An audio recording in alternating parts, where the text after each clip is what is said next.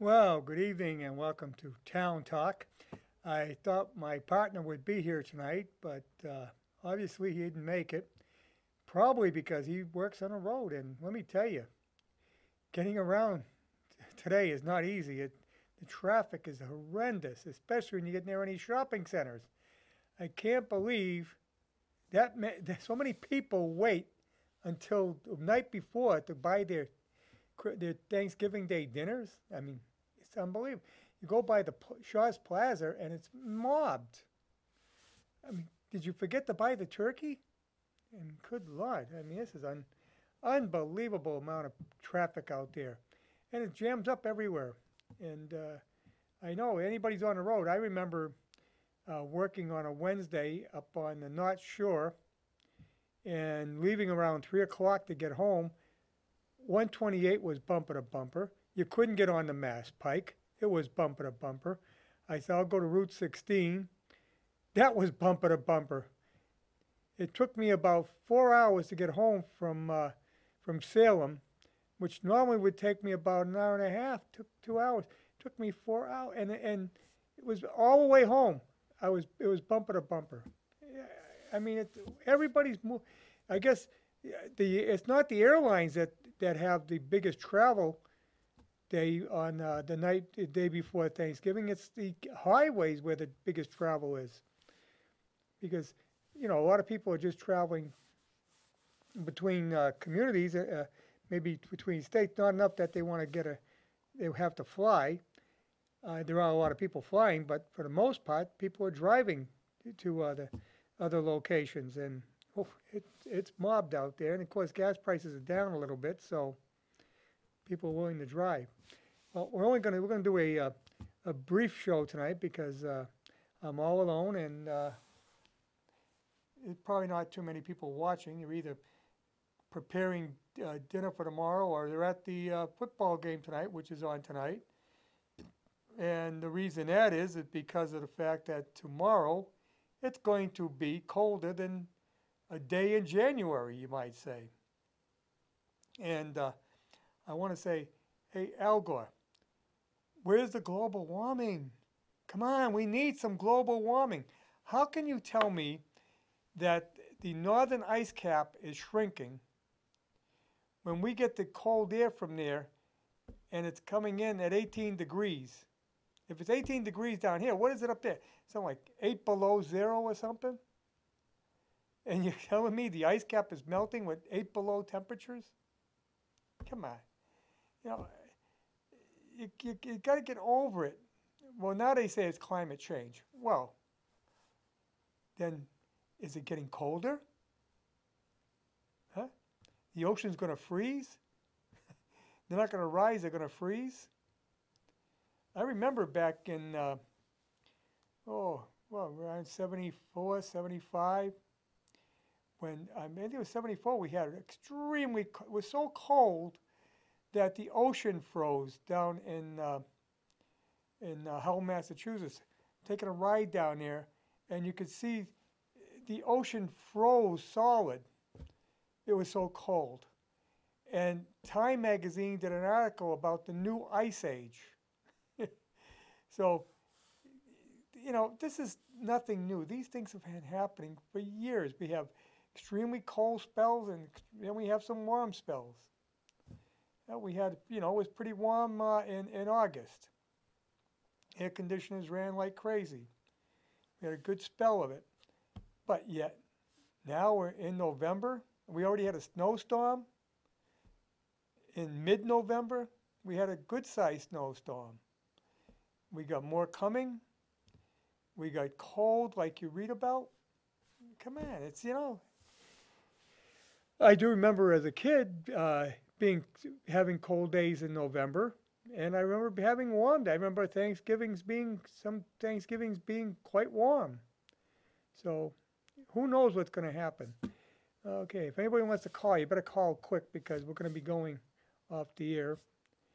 Had a chance to meet with former governor. Actually, he was governor elected 3 times. First time he was elected, he lost after his first term to Ed King.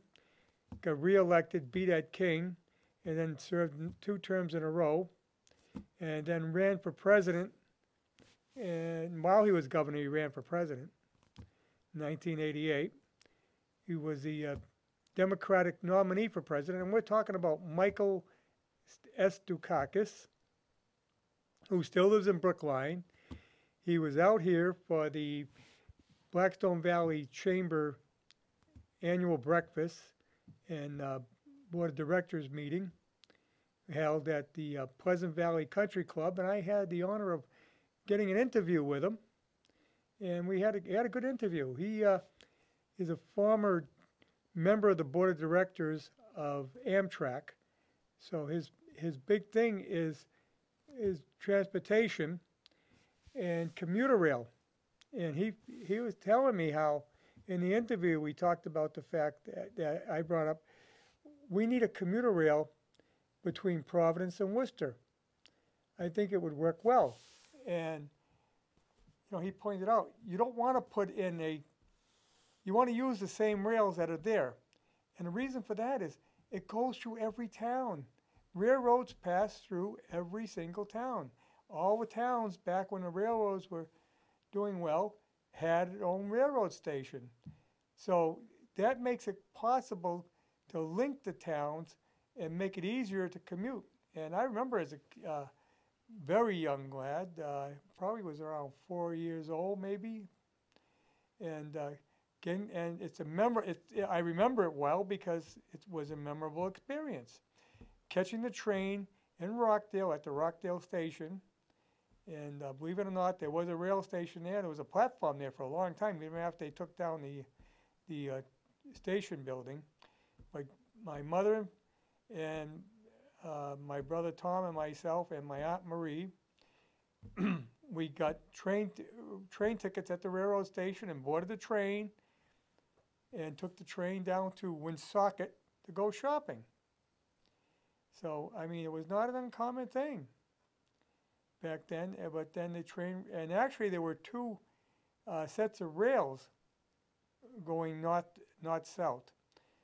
So you had, if a train was coming north, the other one was heading south. One was a southerly rail, the other one was a northerly rail, so that they could run the trains simultaneously, north and south.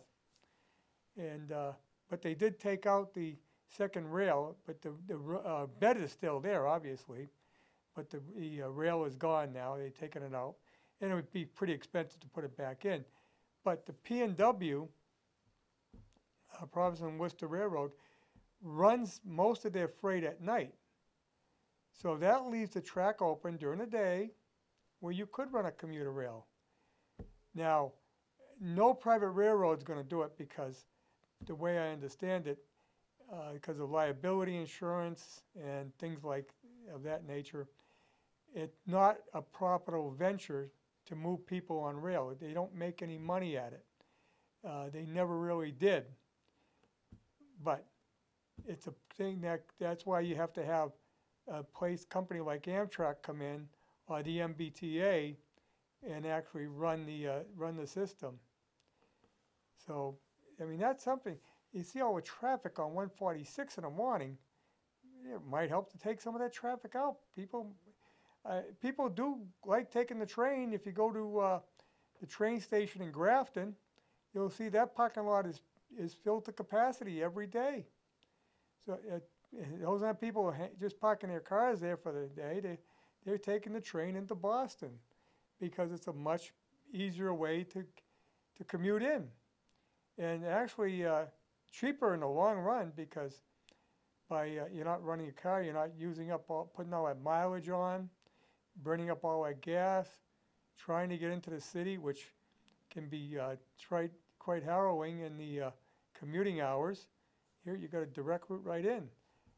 Sometimes there are days that there's problems, and but you have problems too driving in. You can end up with a traffic jam, have an accident, and the things slow down. I went by the Mass Pike today, and it was crawling the westbound side. Westbound it was just about moving. And I said, oh God, this is unbelievable. And this was at around 11 o'clock in the morning. So that went over a bridge in Grafton that goes over to Mass Pike on North Street in Grafton. And it was unbelievable how much traffic was on that Mass Pike. And they're all like this. And it is getting more congested. And he makes a good point. They're talking about having a plan in place and working by 2040. But come on, that's too far away. We're talking over 30 years away. What, 32 years away? Come on.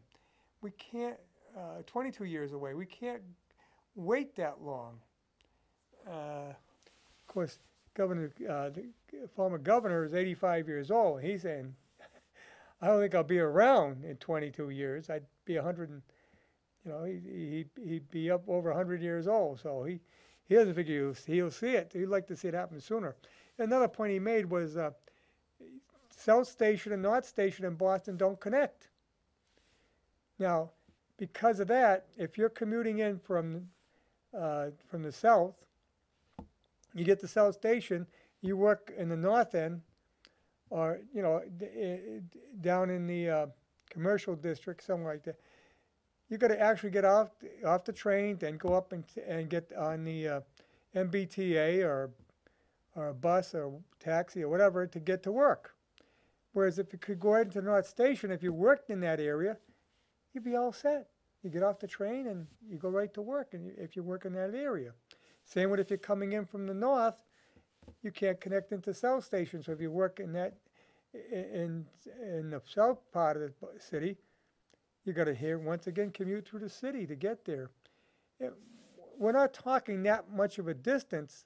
I think a mile and 2 miles probably, but it would have to be underground. So they came up with a price, and it was unbelievable, enormous amount. Of course, we saw it took an enormous amount to build to do the big dig in Boston, but we're not talking 2 4-lane highways. We're talking a rail, connecting the two. Then also he we should be able to connect up to Maine, to Portland anyway. So now you got a straight commuter route all the way through New Hampshire, from Maine down through New Hampshire, down into Boston. Because a lot of people now are living that far out from their jobs in Boston. And you should be able to, maybe even able to connect into the 128 area. These are all things that we have to look at. Boston to Springfield. I know Bill Well talked about putting a high-speed rail along the center strip of the Massachusetts Turnpike. But here again, and Mike Dukakis made a good point. If you put it along, all you're going to do is commute between Boston and Springfield. What about the stops in between? You want to use the existing rail because here again, it goes through all the cities and towns. If you ever take Amtrak down to, I've done it, taken Amtrak down to New York City, or Washington, D.C., actually goes from Boston to D.C., you get to stop in Providence. I believe a stop in, I'm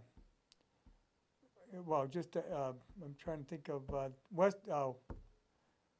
the town where Musquamacut Beach is, Westerly, Rhode Island. They stop there, and they stop in various communities in Connecticut. So you don't have, you can work your way down. You can stop in places on the way down. Actually works out pretty good. So, it would be nice to see rail come back and be able to take it and have it reasonably priced. So we got a phone call here.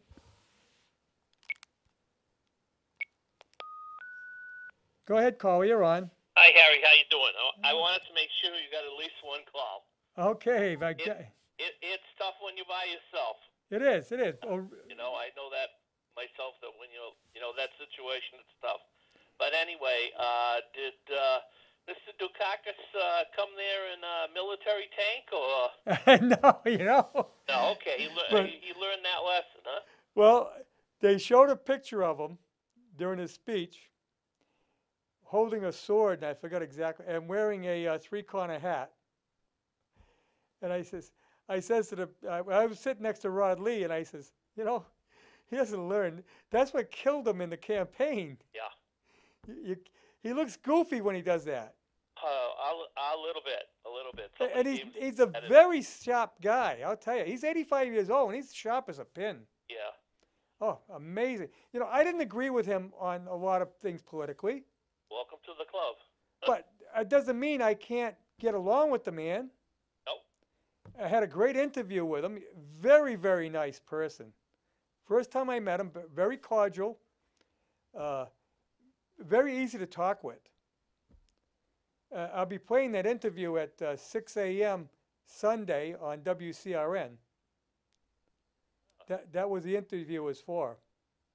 I get you. For my radio show, which will be going to 3 o'clock Sunday afternoons in about 2 weeks. So it'll be probably listened to by more people then. But yeah, he was really good, very sharp, and what I got a kick out of, he says he kept on talking about how he drove down here in a 48 Packard. Wow. And, you know, I'm wondering if it's true. Then I get an email after, a picture of him standing in front of the 48 Packard. Wow. So, but he was very funny. It was really entertaining to listen to him. Well, that's good. I'm glad a good time was had by y'all. Yeah. Also wanted to say happy Thanksgiving to you, Russ. Also want to give kudos to the crew. They do a lot of hard work, and when you're behind the scenes, you really don't get appreciated. And I know that it's the same guys, and they're very, very dedicated. So I personally want to thank them for the work that they do. No one knows how much work is done here by the crew, in the course of a week, that to put the programming on. It's not just this program; it's a lot of program. We lead everyone in the valley on programming. We're very fortunate. Very fortunate. Yes, and because we have people don't check it out. We have a great variety of stuff on. It's not just talk shows like this. There's a lot of different stuff on. I'll tell you, one of the most popular things we have is the church services in the morning. And we know it's popular because if it doesn't go on, we hear about it. And I like when Laurel and Hardy are on. Yeah, we do a lot of we play old movies. We got a lot of old, and I love the old movies. Yeah. But yeah, it's a lot of programming out here. Yeah, we're very, very, very fortunate, and you have a lot to do with that. And well, it's questionable if we're going to be able to keep it up because yeah, we'll see where those dice roll and go from there. Also want to wish everybody in town a happy, healthy Thanksgiving. And then on a personal level, I think Russ could testify to this. Once you've been a selectman in this town, you're kind of always a selectman, especially to the people who, supported you right around then. The new people in town now, if, they will know me from Joe Blow, and you know what? That's just fine. But people will always come up to you and ask you questions, ask you to explain something. And during the course of this school, building project, many people asked me, and then they were very much like I am. What's the price of a meal? And for those people that I told it's $558 a year, I owe them an apology because I did not give them the correct information. I didn't have the correct information, but I guess I probably should have done some more homework because I always took pride that I did my work, knew what I was saying, and could stand by it. So some of the people I've talked to are a little bit angry with me that they're going to be paying more than that. And for those that I told and actually gave misinformation, they are owed an apology. So well, what's unfortunate is the first 15 years is when we pay the most. Yep. So if if you're up there in years, are you going to be around for the second 15 years? Well, a number of people have told me with very colorful language that they will not be alive to see when it, dips to the 558. They'll be long gone. But not only that, AB, you know that by the time we reach that 15-year mark, you're not going to see a drop. Because by the time we get there, through normal increases, which are 2.5% per year, plus growth. Yep. And there'll be other things on the Well, there's going to be always other things on the project, and Yep. again, for people, they're not going to look and say, I'm paying this much here and this much there and this much on that one. It's once again, it's the total price. And it was said that, well, we're going to hit with the school, then we're going to hit with the fire station. Well, look, we got to be realistic. We got to do something with the fire station. Yep. And now, if you saw the selectmen's meeting Monday night, the town manager mentioned that they have several sites that they're looking at, and now it's a matter of coming up with which one works best. I mean, you look at it back. You look at when you're off, and I follow politics, town, state, country, worldwide. Like I just love it. And I look back at it now, and we built a fire station. The dedication was in '88, and that was 30 years ago. Of course, not many of us are visionaries, but probably the right thing at that point would have been to build a dual police fire station. Yes, a public safety building. And gone from there, whether police and fire wanted it or not. That would have probably been the approach to go. And then again, if you happen to, add that on, it could kill the whole project cost or whatever. But you're going to be saving so much on the other end by doing both buildings. But, Oh, yeah. That's just something you look back and 30 years now, we still don't have a fire station. And Charlie says, 20 years he's been after it. Well, 30 years I've been after it, because after that I left, and it should be a matter of time, and it's like the time may wind up when I'm gone, but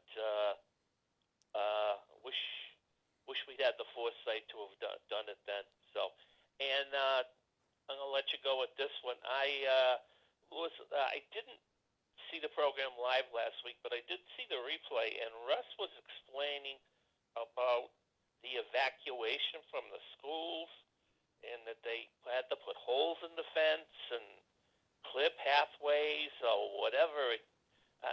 Maybe next week's when he's on, he can clear that up a little. It's like what he's talking do that or what he's talking about is the properties along Mason Road. Mm-hmm. And I guess the evacuation, because the school's going to be running parallel to Mason Road. Okay. That open part that's open right now. And it's right behind those people's houses. And what he's saying is that they're going to have, if they have a fence up, there's going to have to be a way of opening that fence up if they have to evacuate the school, because some of the evacuation areas, you can't just evacuate out of one door, because what if there's a fire there? Yes. So you have to have multiple areas to evacuate out of. And I guess if they go out that way, there's not enough room to get them out far enough away from the building, because it's going to be so close to the backyards. Yeah. This is the way I understand it. I'm getting the logic, but it just, boy, it would rub me the wrong way if I lived in one of those houses down Oh, yeah. That's not what you bought in for, and well, no, that's why he said that people are putting up for sale signs. oh, I don't doubt it. I don't doubt it. And that's a nice area. There's not much problems down there. I know some people down there. They're good people, and well, there might be some changes that come to that, because they have to go through site plan review. Yep. With the planning board, and we will see what it looks like. And if there's some problems there, and the neighbors can come in and talk about it too, because they have a right to speak out on it. oh, and I'm sure they'll be there, and they should be there. Yeah. And maybe they can come to a happy medium or whatever you want to call it, and with where the school's going to be, I guess I can understand that. But I think if you're a property owner, I'm kind of putting my feet in their shoes, whatever you want to call it, and it would be kind of tough for me. And Well, it's a kind of a two-way thing here now. Don't forget, it's a disadvantage because it's going to be so close. But then there's an advantage where if you got to sell your house to someone with young kids, they like it if the school's real close. Perfect. So there's some advantages too. If it's perfect, they could drive their kids to the school and go through the hole in the fence. Right. I mean, people always want to live close to the school for their kids. Yeah. And when they're in high school, it's not so much. It's not as important. You don't mind as much. But when they're small, you like to have them closer by. Well, it's going to be interesting, when they put all the pieces together, and that's going to take a little while, but to see what happens in that situation because of the homeowners and Russ having brought that out. It's something you would never think about. So we're not going to see that on our tax bills for about another probably in July. Probably, yeah. Yeah, the next fiscal year. So. They set the tax rate, and they set it last Monday. Yep. And it's not that much different than what it was. So. Yeah. Well. But even with the school, the assessor pointed out, Robert Fitzgerald. He pointed out that we're still the lowest in the valley. Yeah. So, I don't like it. There's nothing in it for me. Except for the fact that you want to give your kids, even if they're not personally your kids, you want to give everyone in the community a good education. It's an investment in the future. Well, if you and your wife were way back, just married, living in another town, I was going to say Leicester, but probably wouldn't want to live in Leicester right now. And you decided you wanted to move, and you were looking around, and you were going to have a family, or already had, family. Yep. First thing I think you look at is the school system. You look at the police, fire, highway, the roads. School system. You kind of look at that along with the prices. And all these people that come in that are making good monies, and God bless them. I don't begrudge them that at all. I hope people make as much money as they want. Have to take all those things to account. And now if taxes are going higher for a long, long time, that's going to make it maybe a little tougher for some people to come and move into this town. So that's kind of on the other side, if you want. Right, but you might bring up a higher pay scale of people. We grew up in a town where most of the people that lived here worked at the shop. Oh, absolutely. Yeah. And you weren't even long gone. Yeah, you weren't middle class even. The shop didn't pay great wages. It wasn't bad, but it wasn't great. No, but I'll tell you what. Thank God for the Whitens. Well, they took care of the town. Sure did. They sure did. So. Well, Harry, once again, have a happy Thanksgiving, and I'm sure you're getting ready to shut it down. And probably talk to you next week. All right. Thanks for calling, Avy. Yeah. Okay, we're going to wrap it up. As we said, we'd have an abbreviated show tonight since we're all alone. I want to wish everyone out there a happiest of Thanksgiving holiday, the beginning of the holiday season. See you next week.